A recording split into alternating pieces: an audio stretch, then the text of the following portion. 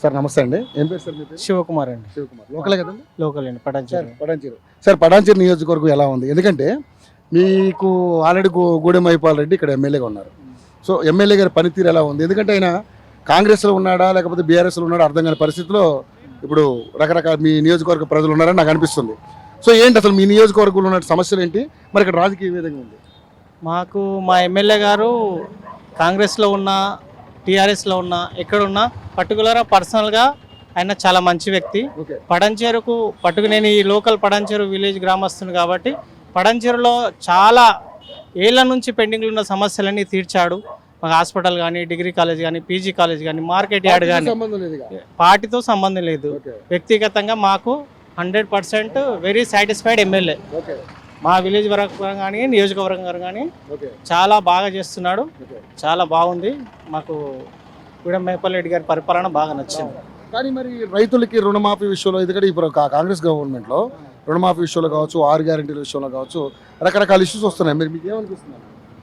రైతు రుణమాఫీ కానీ, 6 గ్యారెంటీలు కానీ గవర్నమెంట్ పాలసీ అనేది గవర్నమెంట్ పాలసీలో భాగంగా రుణమాఫీ విషయం కానీ గవర్నమెంట్ నిర్ణయాలు తీసుకున్న విషయం.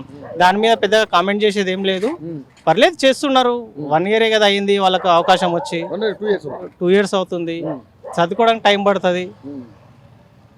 నాకైతే ఏమి ఇబ్బంది ఏమో అనిపిస్తలేదు. గత ప్రభుత్వం పోలీసు ప్రభుత్వం పర్లేదని ఎలా చెప్పగలుగుతాము? 5 ఏళ్ళు అయిన తర్వాత కదా, ఇయర్ అయిపోయి 5 ఇయర్స్ అయిపోయి 4 ఇయర్స్ అయిపోయిన తర్వాత అప్పుడు మేము బేరీ చేసుకొని ఓట్లు వేసే ముందు ఏం చేశారు?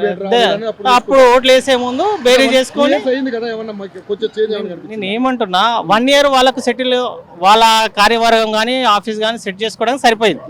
ఇంకో 1 ఇయర్ గాడిలో పడుతుంది. నేనేంటి ఒక ఓటర్ ఏం ఆలోచన చేస్తే 1 ఇయర్ 2 ఇయర్స్లో డిసైడ్ కాడు. మనం అవకాశం ఇచ్చాం, ఒక 4 ఇయర్స్ అయిపోతుంది.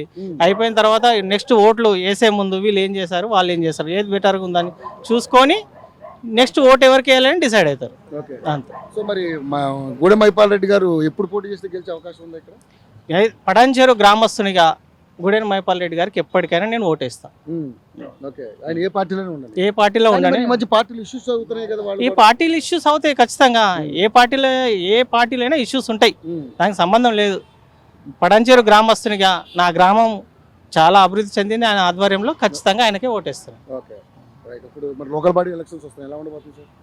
లోకల్ బాడీ ఎలక్షన్స్ ఇంకా టైం ఉందండి, దాని తర్వాత చెప్తాను. ఎవరైనా సరే పార్టీతో సంబంధం లేదండి. మా గ్రామం సంబంధించి కావాల్సిన వసతులు ఎవరైతే చేస్తారో వాళ్ళకు ఓటేస్తాం. Thank you so much.